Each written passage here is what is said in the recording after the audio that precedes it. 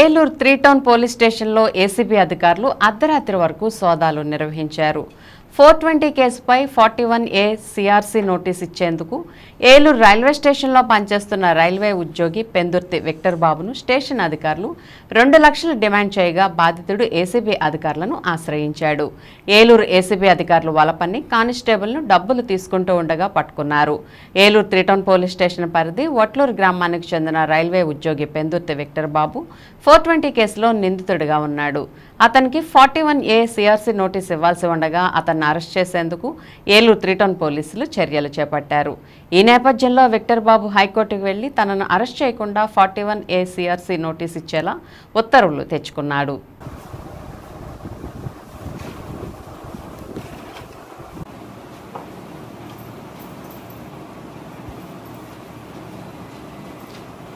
సామాన్య కానిస్టేబుల్ మాత్రం దొరికిపోతుంది.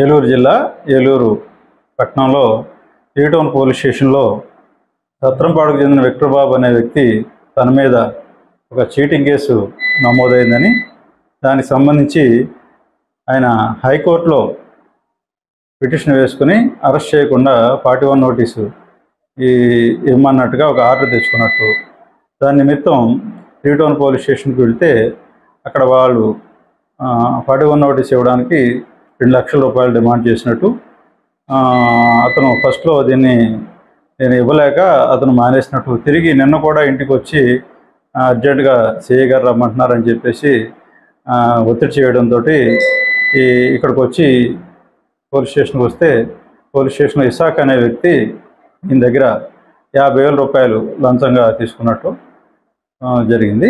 దీనికి సంబంధించి నిన్న ఏసీబీ పోలీస్ స్టేషన్లో ముందుగా కంప్లైంట్ ఇస్తే మేము మధ్యవర్తుల సమక్షంలో ఈ ట్రాప్ అనేది అరెస్ట్ చేయడం జరిగింది. అతను తీసుకున్న లంచం డబ్బు తీసుకున్న డబ్బును స్వాధీనం చేసుకోవడం జరిగింది. తర్వాత కెమికల్ టెస్ట్ జరిగినప్పుడు కూడా అతని చేతులకి కెమికల్ టెస్ట్ పాజిటివ్ రిజల్ట్ వచ్చింది. అతన్ని ఈ ఇసాక్ అనే వ్యక్తి కానిస్టేబుల్ని అదుపులోకి తీసుకుని విచారిస్తున్నాం. దీంట్లో ఇంకెవరిదైనా ఇన్వాల్వ్మెంట్ ఉందనేది విచారణలో తెలుస్తుంది. త్వరలో మీకు తెలియపరుస్తుంది. ఈ కేసు సంబంధించి 41 నోటీస్ ఇవ్వడానికి డిమాండ్ చేసినట్టుగా కంప్లైంట్ ఇచ్చున్నారు.